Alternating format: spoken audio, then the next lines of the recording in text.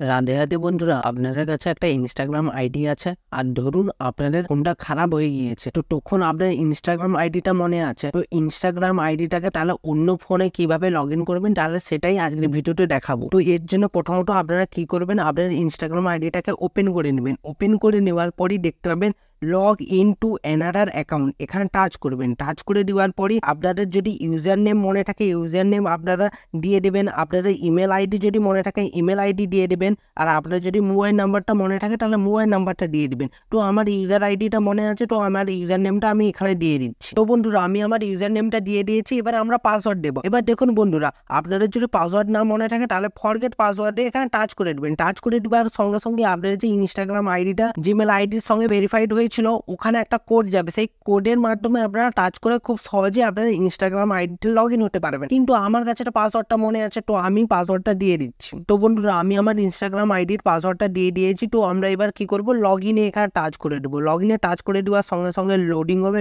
Loading হওয়ার পরই দেখতে পাবেন লাইভ প্রুফের সাথে আপনাদের ইনস্টাগ্রাম আইডিটা অন্য ফোনে লগ ইন হয়ে যাবে। তো ভিডিওটি আজকের যদি ভালো লেগে থাকে অবশ্যই লাইক করবেন, আর এরকম ভিডিও পাওয়ার জন্য চ্যানেলটিকে সাবস্ক্রাইব করে বেল আইকনের ঘন্টাটাকে অলে করে দিবেন। তাতে কি হবে, নতুন ভিডিও নোটিফিকেশন পেয়ে যাবেন। তো বন্ধুরা ভালো থাকবেন, সুস্থ থাকবেন, দেখা হচ্ছে নতুন ভিডিওতে। রাধে রাধে।